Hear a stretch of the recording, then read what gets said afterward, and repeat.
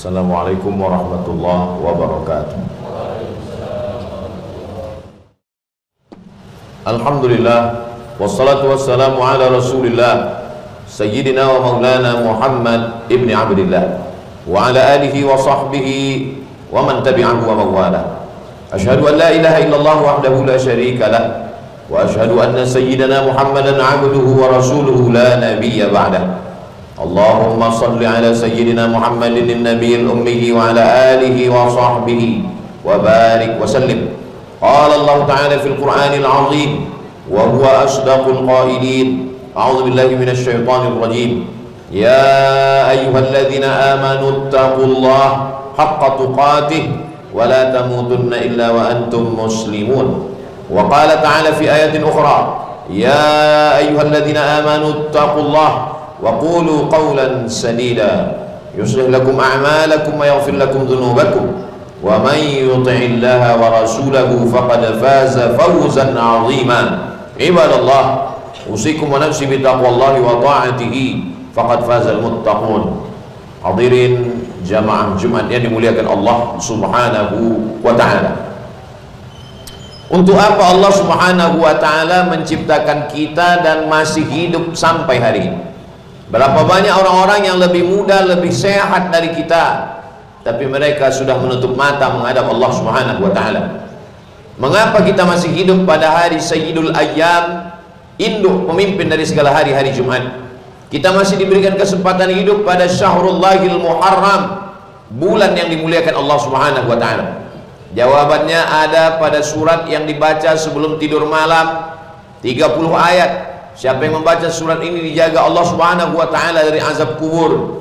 Tabarakalladzi biyadihil mulku wa huwa ala kulli syai'in qadir, alladzi khalaqal mauta, Allah yang menciptakan mati, wal hayata, Allah yang menciptakan hidup. Untuk apa Allah ciptakan hidup dan mati? Liyabluwakum ayyukum ahsanu amala, untuk menguji siapa yang paling baik amalnya. Allah tidak lihat siapa yang paling tinggi jabatannya, karena jabatan adalah amanah, akan diminta tanggung jawab di hadapan Allah. Allah tidak melihat siapa yang paling kaya, karena kaya adalah harta juga akan dituntut tanggung jawab di hadapan Allah. Yang diminta adalah ayyukum ahsanu amala, siapa yang paling baik amalnya. Tapi beramal bukan berarti meninggalkan harta dan jabatan.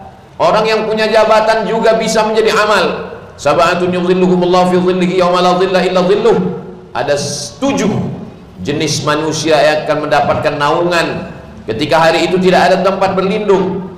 Wa takunul jibalu kal'ihnil manfush, gunung-gunung, bukit-bukit seperti bulu kambing yang dihembus angin. Orang yang mendapatkan naungan pada saat itu, diantaranya yang pertama disebutkan Nabi adalah imamun adilun, pemimpin yang adil.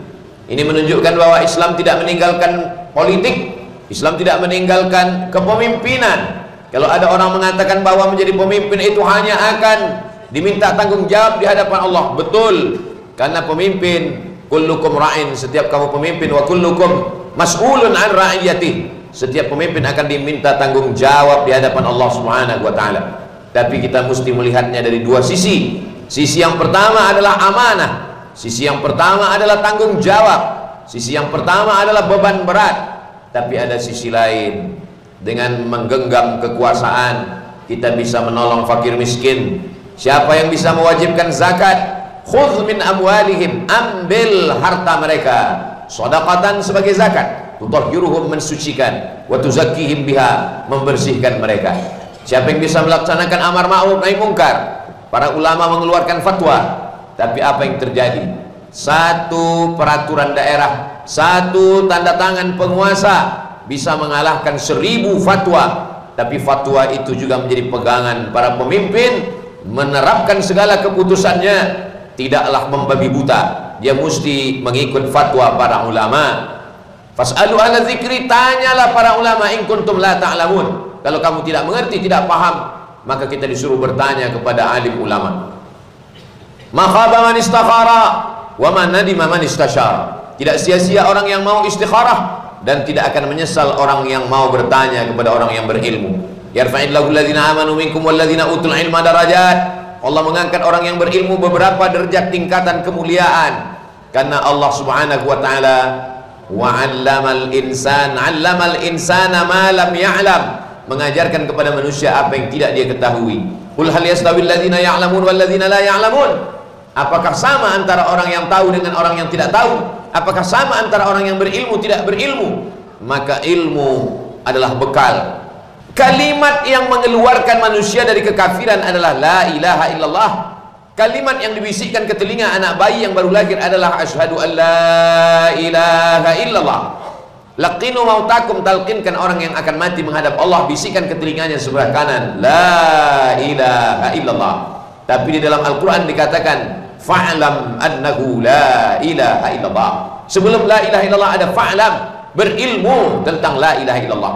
Itulah yang disusun oleh ulama ahli sunnah wal jamaah.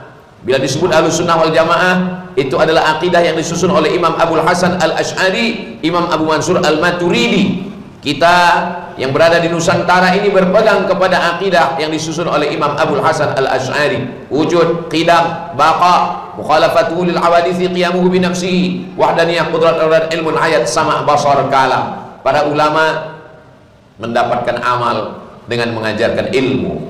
Para ulama mendapatkan amal dengan mengajarkan ilmu-ilmunya.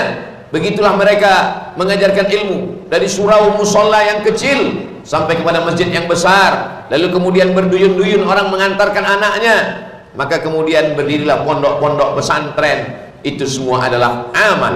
Kalau kita bukan ulama, kita bukan kiai, kita bukan orang berilmu, tapi kita juga ingin mendapatkan amal mengalir.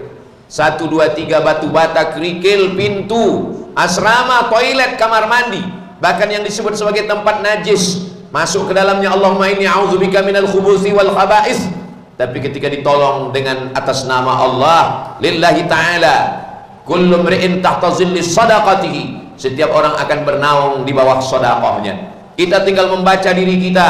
Kalau kita orang yang punya kuasa, beramallah dengan kekuasaan. Kalau kita orang yang punya ilmu, beramallah dengan ilmu. Kalau kita punya harta, beramallah dengan harta. Tapi ada orang yang bisa beramal dengan semuanya, masuk surga min haitsu syaa, dari pintu mana saja dia masuk, silakan. Dia bisa masuk surga dari pintu babul jihad karena dia adalah penguasa. Dia bisa masuk pintu surga dari babus shadaqah karena dia orang yang berharta. Dia bisa masuk surga dari pintu babus shalah karena dia banyak melaksanakan sholat. Dia bisa masuk surga dari babur rayyan karena dia banyak berpuasa sunnah. Dia adalah al-khalifatul ula, al-khalifatul awal, Sayyiduna Abu Bakr as-Siddiq radhiyallahu an. Kalau kita tidak selevel, tidak sehebat Abu Bakar Siddiq, tafakkur sa'at, berpikirlah sesaat. Khairun min qiyami lailah, lebih baik daripada tahajud sepanjang malam. Kalau ada orang yang tahajud sepanjang malam, setelah itu dia merasa bahwa amalnya sudah cukup untuk masuk ke dalam surga Allah. Tapi ada orang yang merenungkan bahwa dirinya banyak silap, banyak salah, banyak dosa, dari mulai dosa mata, dosa telinga, dosa lisan, dosa pikiran, dosa hati, dosa ayunan tangan dan langkah kaki. Lalu kemudian dia beristighfar, minta ampun kepada Allah Subhanahu wa taala. Astaghfirullahalazim alladzi la ilaha illa huwal hayyul qayyum wa atubu ilaih. Man lazimal istighfar, siapa yang melazimkan memperbanyak amalan istighfar, ja'alallahu lahu min kulli dhiqin makhraja, segala kesempitan hidupnya diberikan kelapangan. Wa min kulli hammin faraja, segala kesusahannya diberikan kebahagiaan. Wa razaqahu min haitsu la yahtasib, diberikan rezeki dari jalan yang tidak disangka-sangka. Kalau ada orang beramal karena hartanya, pantas. Kalau ada orang beramal karena kuasanya, hebat. Kalau ada orang beramal karena ilmunya, memang dia ulama. Tapi ada orang beramal karena menyesali dosa-dosanya, luar biasa. Dia masuk surga bukan karena kuasanya, karena dia bukan penguasa. Dia masuk surga bukan karena hartanya, karena dia bukan orang kaya. Dia masuk surga bukan karena ilmunya, karena dia bukan ulama. Tapi dia masuk surga karena penyesalan di dalam hatinya, karena dia banyak silap, salah dan dosa. Seorang ulama bisa saja merasa dirinya lebih besar, lebih mulia, lebih hebat. Seorang penguasa bisa saja angkuh dan sombong. Tapi orang yang merasa dirinya berdosa, dia bukan apa-apa dan bukan siapa-siapa. Man tawadha'a lillah, siapa yang merendahkan dirinya di hadapan Allah, illa rafa'ahullah, maka Allah mengangkat derajatnya. Allah Subhanahu wa taala tidak suka melihat orang yang angkuh dan sombong. La yadkhulul jannah, tidak masuk surga. Man kana fi qalbihi mithqala habatin min khardalin min kibrin, ada sombong walaupun sebesar biji sawi. Itulah mengapa dalam semua ibadah itu, bila kita renungkan maknanya, substansinya, intisarinya adalah merendahkan diri kepada Allah Subhanahu wa ta'ala. Salat intinya adalah sujud. Masjid, sujud.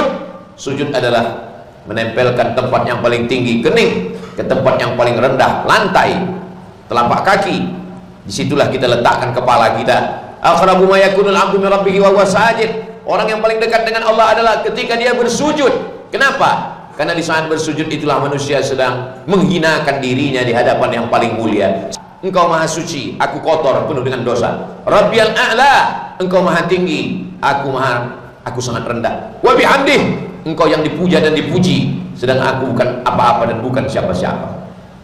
Ketika manusia menyadari dirinya, dia diciptakan dari tanah, warnanya hitam, bau busuk, rendah. Pada saat itulah dia sedang dimuliakan Allah Subhanahu wa ta'ala. Ada orang-orang yang tidak banyak beramal, tapi dengan lisannya dia berkata subhanallah wa bihamdihi subhanallahil azim, subhanallah wa bihamdihi subhanallahil azim, subhanallah maha suci Allah, wa bihamdihi dengan segala puja-pujinya, subhanallah maha suci Allah, wa bihamdihi subhanallahil azim, maha suci Allah al-azim, yang agung dan mulia. Kalimatani, dua kalimat, khafifatani 'alal lisan, ringan di lidah, thaqilatani fil mizan, berat pada timbangan mizan, habibatani ilar rahman, tapi kalimat ini disukai Allah Subhanahu wa ta'ala. Amalan dia hanya memuji, mensucikan Allah. Subhanallah wa bihamdihi subhanallahil azim, subhanallah wa bihamdihi subhanallahil azim. Begitulah Allah memberikan kemudahan. Kalau ada orang yang mengatakan jalan kepada surga itu susah, maka dia sedang berada dalam tipu daya syaitan.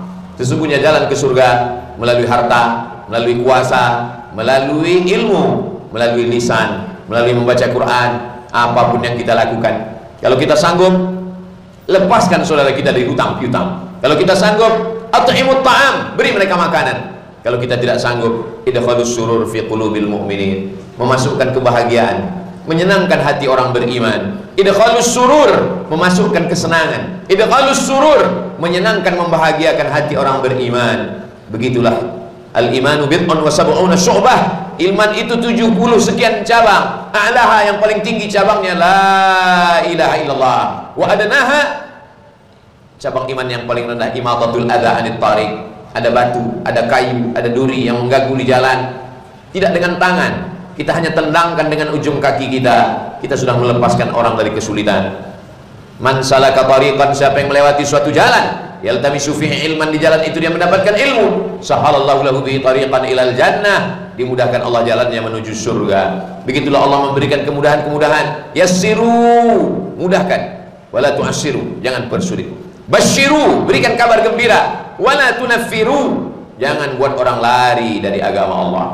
Wahai manusia, kata Allah Subhanahu wa ta'ala. Apa kata Nabi sallallahu alaihi wasallam? Wahai umat manusia yang berzina, mohon maaf, yang minum khamar, yang berjudi, innallaha yaqbalu taubatal 'abdi, Allah selalu menerima taubat hamba-hambanya. Seandainya semua manusia ini baik, semua tidak ada yang berdosa, lalu kemudian Allah akan menciptakan makhluk yang baru. Makhluk yang baru itu berdosa, lalu Allah memberikan ampunan kepadanya. Ma min muslimin yudhinu dzamban, kalau ada orang yang khilaf, salah, berdosa, summa yatatahhar, kemudian dia bersuci, mandi, berwudu, tayamum, summa yusalli rak'ataini, kemudian dia salat sunat taubat 2 rakaat, summa yastaghfirullah, kemudian dia minta ampun kepada Allah, illa ghafarallahu lah, kemudian Allah mengampuni dosa-dosanya. Setelah itu jangan sampai sendirian. Masyadda fil nar, siapa yang sendiri-sendiri masuk neraka. Alaikum bil jamaah, hendaklah kamu berjamaah, salat berjamaah, pengajian berjamaah, tarawih, witir berjamaah, munajat malam, tahajud berjamaah. Begitulah kita diajarkan.